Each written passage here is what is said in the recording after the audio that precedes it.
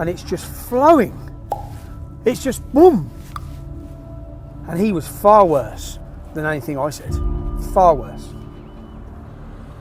I find it insane. Because there is no way that all the things I'm now finding out, that no other journalist has found this out. They must have known what it was like, because it hasn't been hard.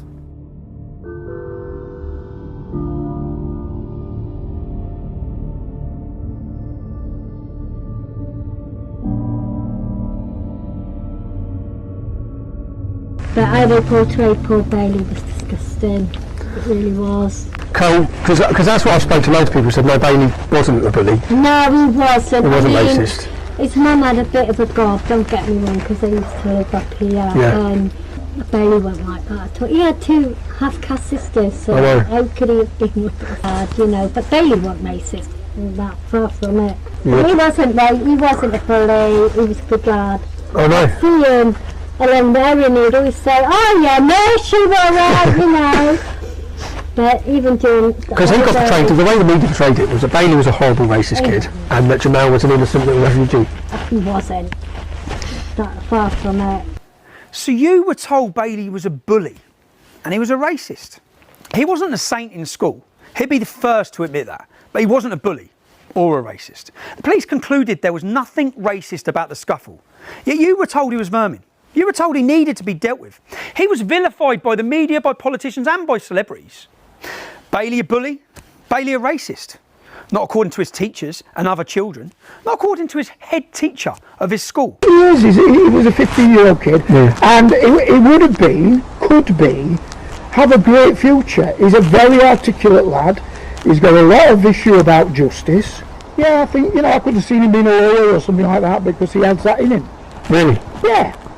And he would stand up for his peers in school where he felt things were fair. Yeah. You know, he would do that. I just want to tell the truth about Bailey. Yeah, well... His life was destroyed. Well, that's not fair either, is it? As a racist bully, and he weren't. And he wasn't. I know. And I both know that. I know. Unfortunately, the truth is just... But Bailey didn't even get to sit his GCSEs because of this campaign of hate, this perversion of the truth. What about Jamal's broken arm? Which the world was told was because of bullying. That was a lie. School incident reports record that he had been punching a much younger child in the face while holding him in a headlock, and he was pushed off him, fell and broke his arm. The police considered the incident to have been dealt with properly. I think he picked, and I don't know who, somebody pushed him to get him off. He started calling my mum a white fat bitch and stuff, and then he You started calling your mum a white fat bitch. a white fat bitch? And then I went up to him, and then I chucked a bottle at him, and then he put me in a headlock, and then my mate pushed him off me. And I believe that's how he broke his arm? Yeah. So he had you in a headlock? Yeah. So he physically assaulted you? Yeah. You said he called your mum a white bitch? Yeah. Is that sort of terminology he uses a lot? Yeah. There were all sorts of misconceptions, like the fact that he had a broken arm. I've got 2 independent witnesses, Taryn. No, he hit a year 8 kid. And another kid in year 11 stepped in and said, what are you doing? Pushed him over. Broke his arm. Who he had in the headlock. It must have been just start of year 11, put this kid in a headlock. One of my friends wasn't having it, didn't like how he was behaving, grabbed him and just threw him off him. Like anyone do break up a fight, they just like throw him off him, but this wasn't a fight. This was an all-out brawl, one-sided, completely one-sided. Because this kid had no match against Jamal. Just threw him off him and he landed on a curb. How big was the kid? Jamal was in year 11. Yeah, half the size of Jamal easily. Okay. You know, I know he was 12 and Jamal was 15. But it was like kind of like half size-ish, kind of like up to the shoulders kind of thing. Yeah. But he still had no match against him. And my friend just grabbed him, threw him off him, and he landed on a curb. And that was like it. So I've read it reported by Jeremy Vine and in the newspapers that that was an incident of Jamal being bullied. No, exact opposite. He was bullying this kid. So you see, people thought that was all part of it. But that's, do you know why Can somebody be thrown to the floor with a broken arm? But do you know why they thought it was part of it? Because the solicitor said it was. No, well, that's not true. That genuinely is not true.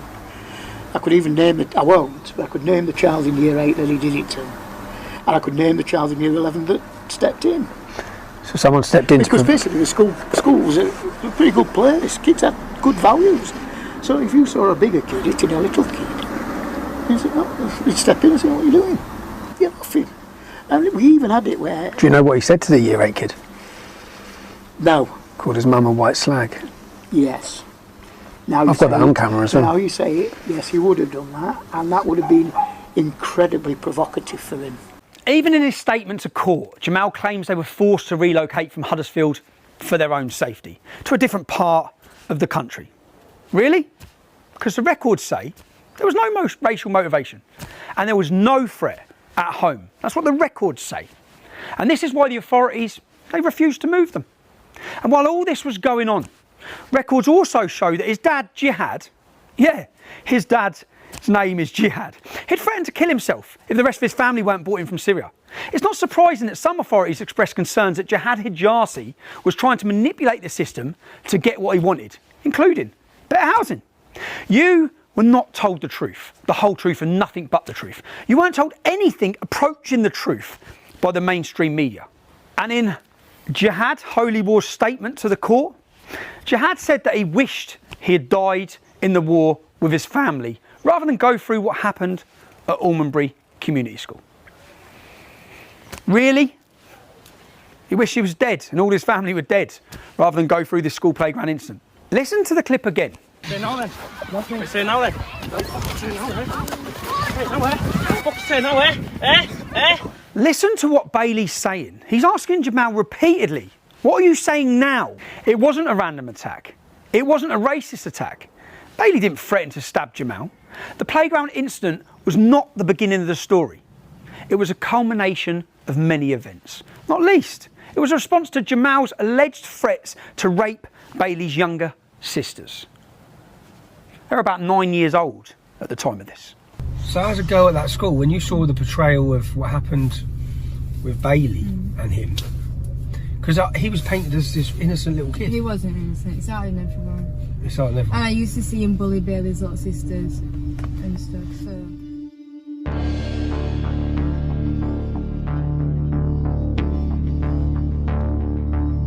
Everybody was exposing the scumbag that did this, who I hope gets severe retribution. I hope his parents take action, right? Never mind anything else. What are you producing here with this vermin doing what he's doing here? That's not Britain. That's not what we do as a country. You can hear him there describe Bailey as vermin. Words are important when you're on a daytime platform and people listen to what you say. What do you do to vermin? You exterminate it. You kill it. Lowlife. Called him a thug, but worst of all, he demanded severe retribution against this child. At the same time as this, Jeremy Vine was reporting. He didn't tell people the bully's name, although he was finding it hard not to name a child. Instead, he told his followers where they could find that name.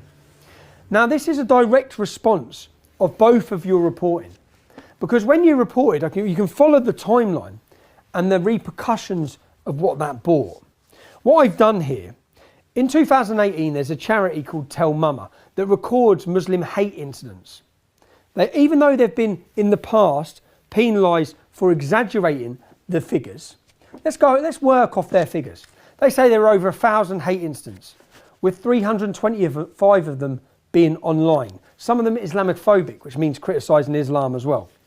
Here, I've printed a piece of paper for each one of those hate incidents.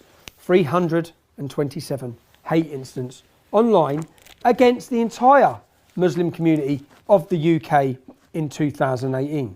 The 325 Islamophobic comments, they're the ones you read about on the news every day. They're the ones people in jail for. They're the hate incidents the media keeps shoving down your throat. So each piece of paper here represents a hate comment aimed at a child after a playground dispute. I want to read these now. Piers, you demanded severe retribution. That's what you demanded against this child. Let's see if you're happy with some of this. I pray someone rapes you and your whole family while you watch. Fuck your mother, fuck your love. The Syrians will rape your family. If I saw you, I would rape you to death. You'll be raped by the Falusian group. I hope your mother will not be racist when she is raped. I'm going to bum your nan alive, then dead her again. And the threats of rape, all of these threats of rape, imagine being these children. Imagine being a 15-year-old child living in Huddersfield with your little sisters. Muslim men are jailed in the biggest scandal in the history of our country for mass rapes in that town. And then you're receiving and you're reading these messages. You're going to die. You're going to fucking die. We're going to strangle your mum, your dad, your friends. I'll kill your whole family. I can't wait to find you so I can slit your throat. You're the person who should be killed in those ISIS videos. You, your parents and your whole family have to be burned. Do everyone a favour and fucking off yourself. Looking at you makes me want to commit suicide. Go commit suicide, you oxygen thief. Jump off a bridge, bro. Do humans a favour and kill yourself. We don't want you and you don't belong in this world. Again, imagine being that child reading them. Piers, is that severe enough for you? This is a mental health record for Bailey McLaren. Bailey was referred to Luton CAMHS by Luton and Dunstable Psychiatry Liaison on the 31st of December 2018. Reason, patient involved in incident in Huddersfield and has been relocated to Luton with family. Patient unable to cope with not returning home and has taken an overdose. So this lie, this narrative, this agenda, which comes before anything else, by the politicians, by the media, that was pumped. This child, it doesn't matter. His life didn't matter. You know, if he killed himself, no one would have cared. We wouldn't have heard condemnation from any of the politicians or from any of the media. No one cared. Because everyone, from start to finish in this story, is collateral damage, so long as they have the narrative. And Piers, you have a son. You have children. Demanding severe retribution against a child for a school playground dispute is unforgivable. You sit there and you preach. You preach against us. You make your accusations against me. Never have I labelled Muslim children as vermin. Never have I demanded my followers to commit severe retribution against anybody. And this is what the media, the politicians and the celebrities created, aided and abetted by the left-wing activism and the selective indignation of Islam. Hypocrites out there might say, who cares? That's what he deserved, right? Imagine for one moment if I had incited violence against a young Muslim lad in the reversal of this situation. And you see, in a district where a generation of young girls have been raped, these threats are far from empty. What do you think, if you were working in the school at that time, what do you think what the media done? I think the media fucking blew out of fucking proportion and what fucking waterboarding at all. I know. But then the media run that Jamal was being bullied. Like, you see, he used to complain that he used to be bullied. There was another, I think, Kirkley's guy that came, that Jamal said somebody gonna knife him or something.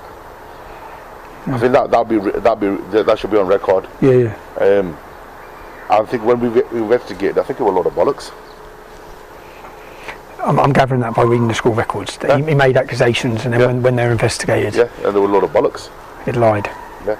Now ITV, Piers Morgan, you used your platform to incite hatred of a young child. No time for facts or the inconvenient truth. Surely you must have known the truth, because within a few hours of the story breaking, I was receiving dozens of messages from parents, pupils and staff saying there was much more to the story than met the eye. So I did what any journalist could have done, should have done. I asked questions. Were you just being lazy? Was it willful blindness? Or are you just incompetent, Piers? And the BBC's Jeremy Vine.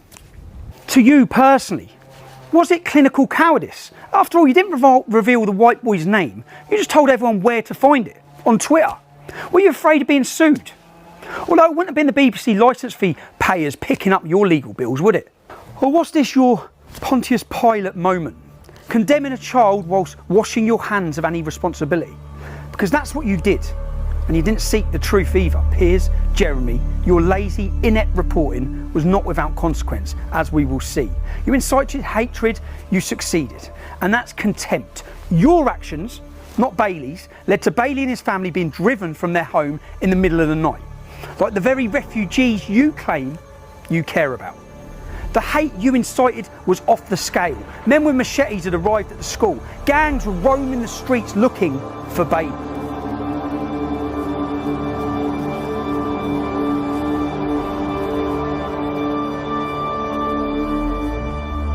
West Yorkshire Police told Bailey's mum that the terrorism threat had been raised to red. They had intelligence of people coming from Bradford to get Bailey and his family. Rather than deal with the threat, they moved Bailey and his family to a place of safety. So, whilst one child had the support of the whole country, had the support of the Prime Minister, Sajid Javid, the local football club, everyone rallying behind this child, £160,000 donated to him. The other child in this incident, his family were driven from their home, threats, groups of men looking for him, ready to commit violence against him. And the police stopped the mum. So the police took the family, the police went and got the family to get them out of their house through imminent danger, and they were taking them to relocate them here. Let's have a look. The Night Inn. This is the accommodation that Bailey's mother, with two 9-year-old sisters and children, were being relocated to. This one-star hotel, where rooms are rented by the hour, next door to a brothel. The imam, who brought a mob of men up to the school, he has 3 mosques within a stone's throw of where we're standing now. Bailey's mother, through her sense, looked up this hotel, saw it was owned by Muslims, read the reviews that it's a prostitute racket drug hole, yeah, and got out of the police meat wagon with her children to take them to safety herself. But this is where Kirklees Council were housing those children and that family. This is the most Muslim populated area of Leeds. That family were taken to so-called safety, yeah, surrounded by mosques in what is a Muslim ghetto, yeah, which is why I'm getting bibbed and going to cause a scene now. We went to see from neighbours what it was like at the time of the incident. I think it was a BMW X5, and there were about 6 Asian lads in it, and they threatened to firebomb the house. God. Yeah. They also they threatened to shoot her. They threatened To shoot the mum? The mum. They threatened to rape kids. Well, they come outside and done all that? They shouting and screaming. Shouting and screaming it? Stuff like that. Well, I saw the video because a neighbour had shared it, and then I saw on the Yorkshire Live them making Bailey out to be really horrible and that Jamal was a poor little victim, and it wound me up. So I commented on it. The victim wasn't a victim, he hit me in the back with a hockey stick. And then within the space of 2 hours I had about 250 comments saying that I was lying, that I must have been excluded from the school because I'm a liar. Just horrible comments like that. None of them believe in me. And did you take the comment down? Yeah, I didn't want to, but my mum was worried for repercussions, so she asked me to take it down, so I did. This is the area that Kirklees Council thought it was the right place to send a child and his family, who were wanted at the time, the main imam outside their school, with mobs of Muslim men looking for them, and this is where they decided to send them. They basically dropped them in their backyard. That's what they were doing. This is the hotel. This is, I believe, a 4-star hotel. It's totally full of illegal immigrants. This is across the country, so the point to make is that illegal immigrants come here, young fighting age men, not families, not children, and this is where councils house them. Let's have a look. Hello boys. How you doing? Do you mind if I ask, what country are you from, lads? I do speak English. You do speak English. Just what country are you from? Iran. Iran? Yeah. Iran, okay. Yeah, Iran. Kurdistan, Iran, okay. No, that's cool, man. I'm just seeing. Is the hotel full? Yeah. Yeah, full. You enjoying it here? Yeah. Nice hotel, nice food. Nice hotel, nice food. Yeah, healthy food. Healthy food. It looks like a nice hotel. Yeah, how many people are in here? I think 200. 200. Lots of children? My eye problem, I think I have the little children. No children? My non children. No, not many children, no. Not many children. But it's a nice hotel. Nice hotel. Nice hotel. It is a nice hotel, and if you look at where the other family were being housed,